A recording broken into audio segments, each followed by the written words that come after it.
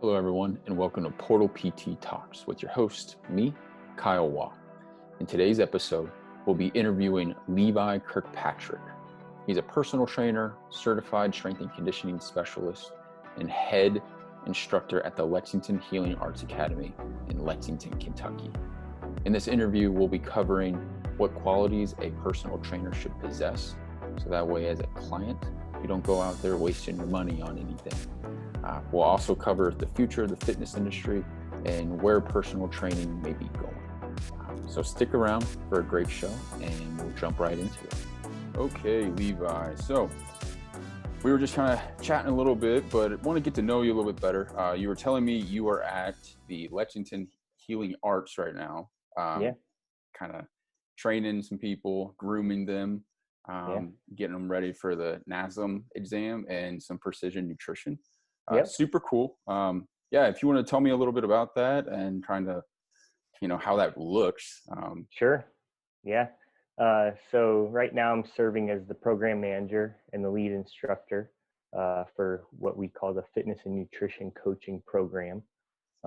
It's a 9-month, currently a day program, and we prepare students primarily for the certification exam to be certified personal trainers. Just as the value of that stepping stone in their journey. And then we add on to that the precision nutrition curriculum. So when they come out of school, they've got a personal training certification as well as the nutrition coaching certification. And actually, we have a group of students right now. We have 3 taking the exam Saturday. So this week's been big exam prep week for them. And 1 taking it Monday, and they've all received the number of the required points within precision nutrition to pass. So they're on a good track. They graduate in about 2 weeks. Yeah, man, that's super cool. Like I remember when I was like getting into fitness and all that stuff, and I studied by myself for my personal training exam. But I knew there were some courses out there, but it's kind of cool. Like I guess you would call yourself kind of like a third party. I kind of look at it like it's like a technical school for fitness and nutrition coaches. So not only are they getting the sciences and certification, but they're getting like on the job training. We have a gym that acts as our lab, which even, coming through the higher education program, we got all the sciences, but we didn't have that experience. So we had the what you should be doing, but we totally could have improved on the how. How do we get our clients to move in certain ways? Right. Yeah, it's cool. I love it. Yeah, it's definitely got to be rewarding. You were kind of saying that earlier. Man, that's a interesting niche you all have found. How many folks are coming in like straight from college, or do you have a lot of people coming like right out of high school or changing careers? I would characterize it as career changers, as well as maybe students who didn't fit in the traditional higher education system. Right. That's mainly who we're serving. Yeah. And the school also offers programs in massage therapy, which is how they kind of got started. That's their big program, and then also yoga certification. So healing arts, I think that fits well. Definitely. I remember hearing about that place when I was living in Lexington, Kentucky. But man, they're always kind of doing a lot of interesting stuff out there.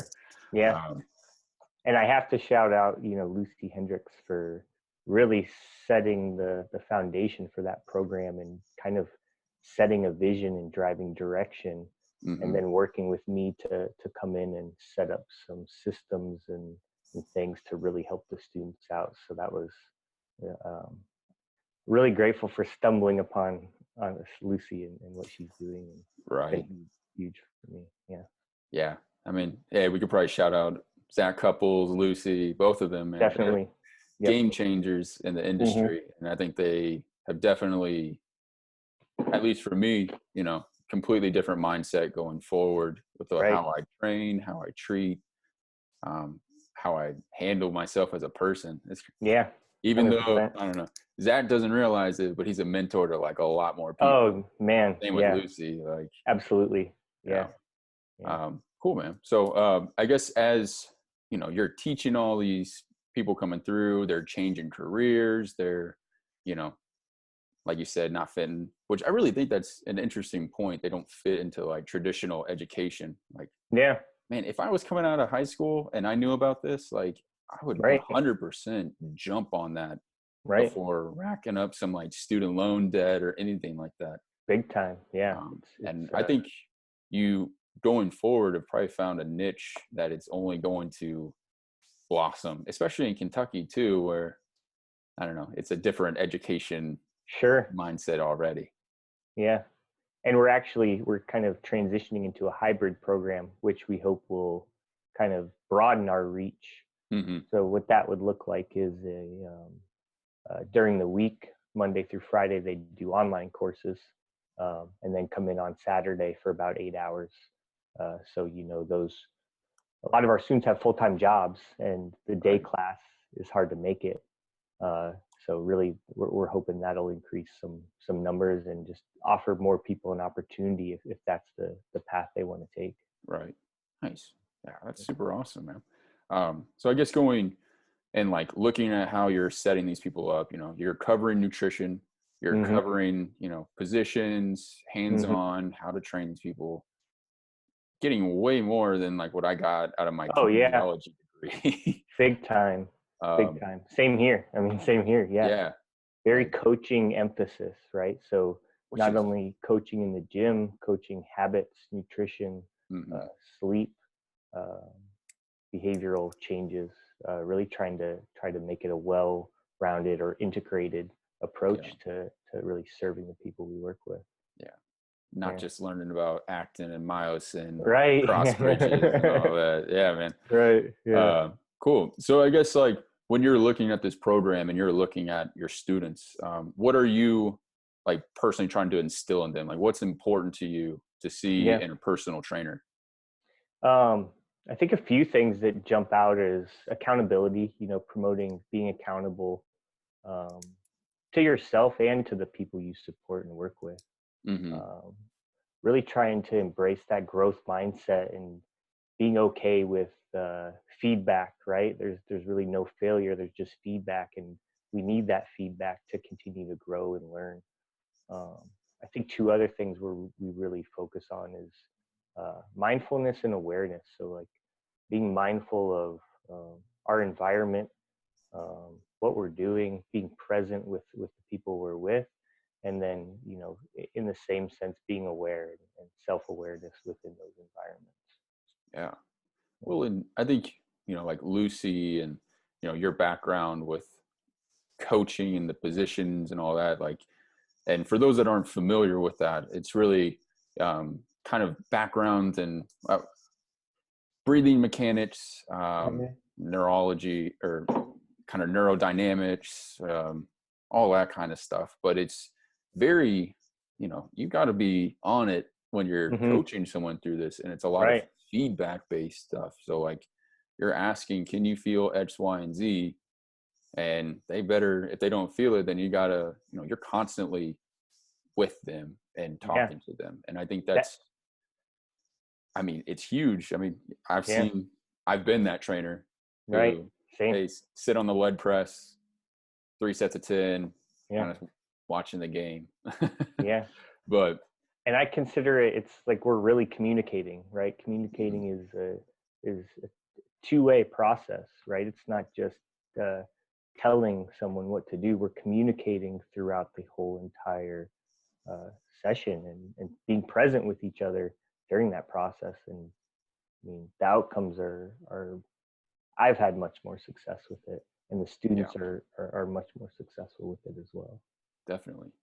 Hey, I can attest to that too with these types Yeah, of, yeah, you know, programs and everything. So, sure. um, I mean, do you think as a whole, like the industry is kind of going this direction, like being more present, being, you know, teaching these principles and kind of hierarchies of movements? Or is this kind of like we're in our own little echo chamber? Yeah, that's a good question. I think in any goal achievement process, that communication is essential, and that really sets us up to be able to make progress. So if that communication is the foundation of what we're doing, and that's kind of the way it blossoms, I think that's a better.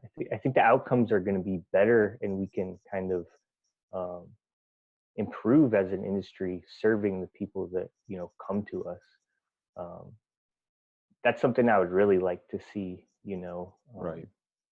Potentially some migration away from big box gym environments, more into communities where people feel a part of what they're doing. They're not just showing up for a workout, they're showing up to grow with other people in a safe environment, and being supported by people who, coaches who are there to really listen and facilitate that goal process for them. Right. Yeah. I think it does take a specific person too, Sure. that is open to that. Yeah. But it's one of those situations where it's like you can't really conceptualize what it should look like or what personal Right. training should look like. Right. We've got 80s movies telling us it's just going to be some big old guy. He's going to make you bench press a bunch. But Right. And some people like that, and that's definitely. they have to you know they have to be served as well. They Definitely. that's what they're there for. And Yeah. But I definitely think that we're seeing, and I don't know, I'm basing this purely off of all the folks I follow, like on sure. social media, and there's definitely a shift. I think it's a relatively small shift right now, but it's Mm-hmm.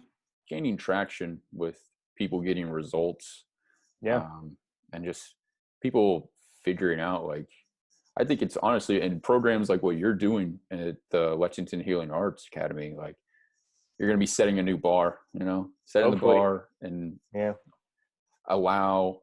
it would be even interesting to see these kind of programs progress in, like seeing ACE and Yeah. NASM and all that start to implement a large coaching, like, I don't know what you would call it. It just be courses like what you're Yeah.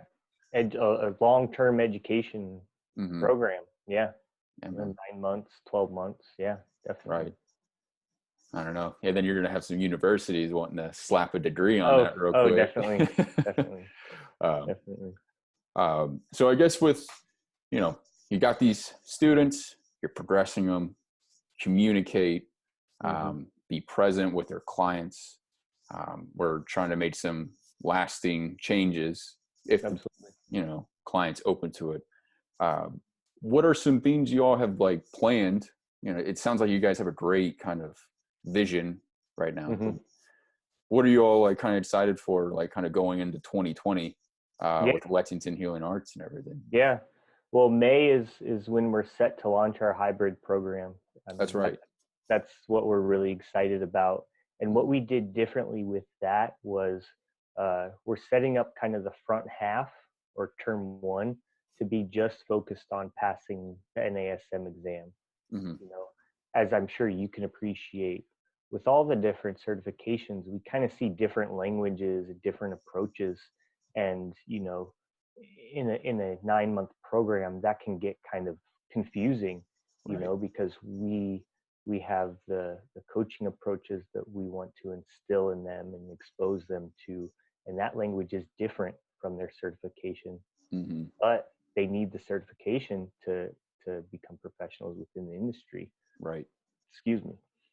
So that's one change we're excited about, is Mm-hmm. kind of front loading that NASM certification. And then the second half, we can really dive into different coaching approaches, from some of the people we've mentioned. Um, for me personally, to support the program the best that I can, um, I'm looking to collaborate with as many health and fitness professionals as I have access to. I really value exposing the students to different approaches, thought processes, and areas within our industry. In addition to Zack and Lucy, some others that that I really make an effort to connect well with are Brendan Panther, my Aunt Deirdre, Mhm. Chip Kaler, Chip from Body Oh yeah. Structure, getting Chip involved.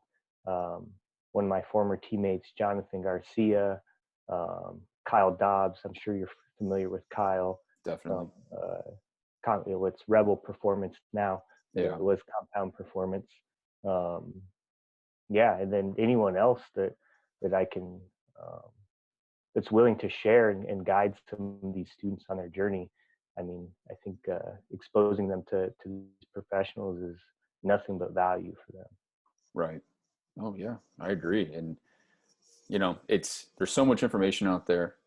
Yeah, It's But I like how you all are teaching from your experiences, what has worked for you all, and then you're setting that good foundation. Again, like you hmm said, communication, be present, all yeah, that. And then, hey, here's the world. Like, right, yeah, this is and it's important for any professional, but right, take right, it and run with it. That's man. I'm still kind of whirling about like the traditional education, like comparing your program that you're doing to like my 4-year degree. yeah, I'm like, man, I could have got right. so much more in 9 months. That's crazy. Like, Well, uh, we'll definitely bring you in and anyway. have you work with the students, and you're not far, right? So I'm here in Seattle, Washington right now, Oh, gotcha, but gotcha. I will be Okay, moving at the end of the month, okay, or end of February to Cincinnati. okay. So, Yeah. Well, that's close enough to oh get you yeah, down that's here, and super close, man. I yeah, mean, yeah, um, and for those that, we've kind of talked about Zack and Lucy, would you yeah. want to like kind of go into detail about like who these people are and kind of what they've been to you? Yeah, sure. Mentors, first of all, to Right. me, um, they have a ton of online education content. They both Hmm. have seminars that they do, across the United States. Zach's seminar is the Human Matrix. Lucy has one with Michelle that's focused on the foundational positions or fundamental positions, and coaching those. Lucy's one of the best coaches I've ran into. A ton of purpose, ton of passion and purpose, Hmm. and just willing to help and share information with anyone who wants to grow and listen. Um, Really grateful for opportunities to start collaborating with them in more capacities. Zach's getting ready to uh, Zach's working on his Human Matrix online seminar, and Hmm. so I've been able to help out with that from an educational standpoint. Kind of using my experience at the school, um, and then as well as helping out. Lucy is part owner of Enhancing Life, which is here in Lexington. Awesome community-oriented facility that's really aimed at uh, those who might be a little timid of the normal gym setting, um, and they've created this awesome environment where you know you can grow Hmm. and achieve your goals. Yeah. Definitely. So say I meet you, or I'm just someone I'm Googling, Yeah. personal training, Lexington, Kentucky. Yeah. Um, Obviously I'm going to get bombarded real quick with a lot of ads and everything. Sure. But what would you like suggest for someone who's like interested in improving their health, or maintaining their health, or just looking for any personal training? Like, what should this person look for in a trainer? I mean, you already kind of touched on the communication and the being present. Yeah. Um, but yeah, I'm curious to hear kind of your opinion on that. Sure. And that's a challenging one because, I think it really depends on the individual seeking training. You Mhm. know, each individual is going to kind of find someone who matches best with them. Everyone has unique experiences, values, beliefs. So first off, I think people should seek someone who acknowledges maybe their autonomy or their ability to make decisions for themselves. To me, that's a big quality. Um, of course, like entry level certifications, I think those hold some weight to at least to get started. Right. Um, and then someone who shows a genuine interest and care. you end up spending lots of time with the trainer, and it can be in rather vulnerable environments, right? And maybe like not ideal times of the day. It may be early morning when you're just waking up, or it might be end of the day when you've had a long day of work, and you're going to sometimes struggle during your session, so someone you enjoy spending time with. And then kind of as we touched on earlier, I think, a trainer who's going to be present with you during the session, undivided attention to you and the activities you're performing. Those would be my big ones. Yeah. I think that's enjoy who you're with is something that's huge. For sure. You gotta like the person at least a little bit, even if Yeah, they push right. you. Yeah. And I think, and I would even add to that, like what comes with that too is that trust. I mean, it's a friendship, it's a relationship you're creating with this person. Absolutely. And being able to build that up and also be able to take instruction it can be tough and weird. Yeah. Chip is one who promoted this a lot, and it's personal training. The first word in it is personal. So right. That goes a long ways, and is a quality that I think is very important to get the outcomes that those who come to us seek. Mm-hmm. Oh, definitely. In terms of how a trainer is training, is that something you would, because there's say I've met trainers where they got along great with their clients, they were super good friends, they did all this stuff, but they were it's the same circuit every day. Right. Kind of deal. So I think what kind of comes in there, I feel like, is that presence and attention. If you're really present with the person you're training and giving your attention, don't know that would be the path that you would end up on. I like that. What do you think? Yeah, that's a good thing to ponder. Yeah, no, I think it's kind of chicken or the egg. Like, right. Yeah. If this person is going to, if you get along with them, great. If this is someone that's going to, I think just having in mind, like if you have a goal, like this person, even though they may have the entry level, certifications and all that, are they going to be able to get me to my goal is a super important thing. Right. And I guess that's where, what you're teaching, making sure that they have some, they're experienced. I know a lot of gyms out there they'll charge $80 a session. This is someone that's completely green. Yeah. And all they have is a cert. Right. And a couple of Instagram videos that they've saved. Yeah.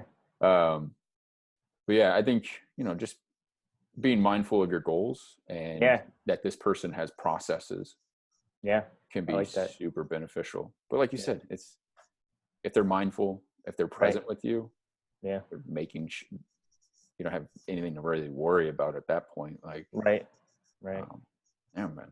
It's interesting to kind of talk about the industry and everything like that. I look forward to hearing, some of the other viewpoints that you gather as you progress through this podcast that you started. I think that'll be very valuable for, potential clients and professionals who are coming up. Definitely. That'll be cool to see. Definitely. Yeah. I mean, and, I think at first I was gearing this podcast kind of toward, clients and all that. But now I'm like, oh, wow. Like there's a lot of people that that want to get into the industry, want to be trainers. And it's like, there's places to go, like the Lexington Healing Arts Academy, that they can, get a great education, get into the industry compared to a 4-year program. Yeah. Super quickly with a lot of bang for their buck. Right. So now I'm like, wow, man, like we got to, branch this out to people, right? Even if, I'd say even if you complete a 4-year program and you're still green and looking for a pathway, and maybe the approach of your the big box gym that hired you doesn't resonate with you, Right. you know, there are other people out there with different approaches. Mm-hmm. That's something I struggled with early, is a lot of the trainers who I was working alongside, you know, you've mentioned some of the qualities, but just didn't resonate with me. Right. And so there's people out there that are changing things up. Yeah. And people that want to be, you know, they want to make this into a career, Right. a true career. You know, Right. you got to have the qualities you were talking about, Yeah. and be present, communicate. I mean, those are key foundations, but also having, you know, the abilities to adapt to people's goals, what they're dealing with, environments, all of that stuff. So Absolutely. super complex at times. Yeah. Yeah. When you get truly down the rabbit hole. Yeah. How long have you been training for? So I received my first coaching certification and began coaching in the sport of speed skating in Right. 2003. Okay. Competed in that sport, coached in that sport.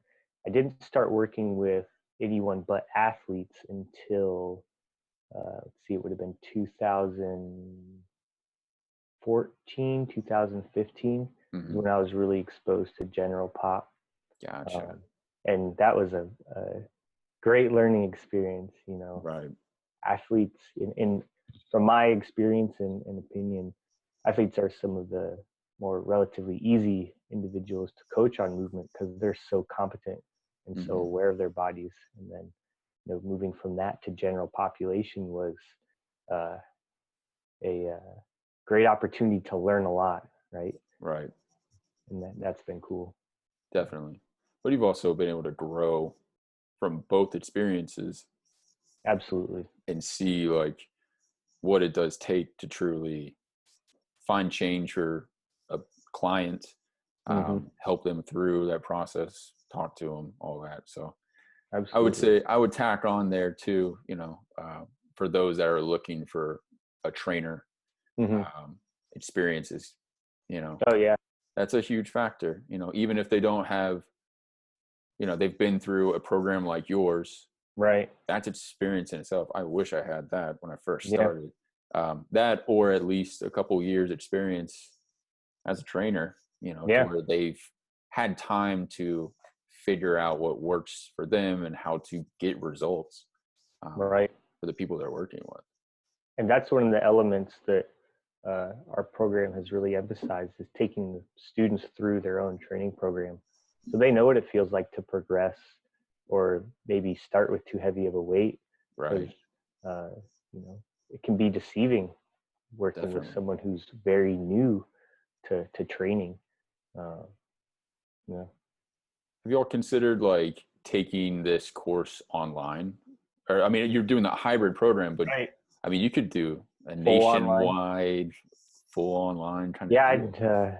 we'll start with where we're going now and see if that catches on. But I think there's definitely opportunities, and I can see Lucy probably had that. You guys had that idea way back, and it's probably popped up a couple times. I think Lucy's got some things definitely in the works, and I don't want to speak on behalf. Right. I'll let her share that, but you know, she's definitely got one of the brightest minds I've met in the industry. Full of great ideas. So don't be surprised if you see something coming from her. Oh man, I'm expecting it now. Yeah. All right, man. So in terms of, you know, you kind of talked about your business, what you all are doing, what people should be looking for in trainers. I got a couple questions for you, just kind of off the cuff here. Sure. So in terms of kind of like personal training, the industry and all that, what is some of the worst advice you've ever gotten? Let's see, as a trainer? As a trainer, as a professional. As a professional. One that kind of circulates often is kind of the mindset of, you know, just keep pushing it or just keep going. I think in certain contexts that has value, but you know, promoting that to a client that maybe isn't ready for that type of approach, I think can be pretty damaging, mentally and physically. Mm-hmm. So that'd be one that jumps out to me. That's a Yeah. good question. No, Yeah. I think that's a great answer, man. Yeah. I Yeah. completely agree. There's a Yeah. lot of, especially in our society, we're like more, like Right. just keep going, put your Just head do it. down. Just Yeah. push it, and Yeah. And that's a huge one with athletes too. I've yeah. noticed they're like, I got a guy right now, he's at the Canadian Football League. And man, I put him through like 2 hours of work, Okay. and he was shot. And he's like, all right, I can do more. And I'm like, no, like, Save it. yeah. I'm like, you know what? Go home, like eat and sleep, like just Yeah. relax, man. Like, Yeah. less, I don't know, not less is more, but you did the work. You're fine. Right. Kind of deal. Right. And that's, I'm sure you can attest to that from your teaching speed skating and all that kind of stuff. Yeah, There's absolutely. certain folks out there that just want to keep going. Yeah. Yeah. Bob, and got another question for you. All right, man. So we got, what's the worst advice you ever heard? okay. Now, obviously, what's the best advice you've ever heard? Best advice. Mm-hmm. I get a lot of advice from my father, and I value that a lot. And one thing that has been critical for me is not to memorize what you can reference or look up. And I think there's like an Albert Einstein quote out there about it or something. Didn't memorize it. Yeah, didn't memorize it. There you go. I can look it up. I got it typed up in my documents. Right. But that's, I feel like that's promoted a couple things. One, just being efficient with my resources, and then kind of circling back to what we discussed earlier, allowing for valuable presence with people, and space, if you will, to think creatively, contemplate, or discover solutions, rather than hanging on to information that, especially in this day and age, we've got more technology in our hands than they had on the first spaceship to the moon. You know what I mean? Right. So it's becoming efficient with resources, and allowing yourself to be present with people, and space for creativity. Yeah. Oh, I love that, man. That's, I'm right there with you. We got the same right. approach right there. Yeah, man. That's awesome. Yeah, I completely agree. Especially with, it allows you to be adaptable, to the client that's in front of you, how you're going to speak to them, their energy, matching their energy levels, all this stuff. It's super important. And I think if you're very rigid in your approach, you're not going to be as successful. I mean, it's just going to be tough, and you're going to, yeah, you're a good teacher, man. I can already tell, like, you're like teaching I've good had stuff. good mentors. I've had good teachers myself, and I appreciate that you mentioned adaptability, because that's something that that I struggled with coming into the industry, especially coming out of, I spent 12 years, pursuing the Olympics for speed skating, and competing at that level, which is very structured. Right. So there was not a lot of adaptability. So that was such a valuable thing to learn. And yeah, definitely. You said it well. Yeah. Yeah. I'm kind of the opposite. I remember when I first started training, I was like, oh, I'm going to try anything and everything. That's awesome. And I've got to try a new exercise this, like, someone meet me twice a week, and I'm like, we're going to do something new today. Yeah. But I think I tried a lot of stuff, but I never truly understood a principle behind it and why I was doing that. Sure. So it's kind of both sides, you got to find that middle ground. And I think that's where that experience or mentors and teachers are huge. Absolutely. In that regard, Absolutely. You're not just running around like a chicken with his head cut off over here, and you're not just stuck in the ground. Right. Yeah. All right, bud. I got one more question for you. All right. What is, I don't like the idea of like, oh, what's the best book you read or anything like that. But what is like the best resource you've come across? Can be anything, man. Like, I love to read. My yeah, reading list is like a mile long. Someone will give me a book and I'm like, I'll put it on the list. there you go.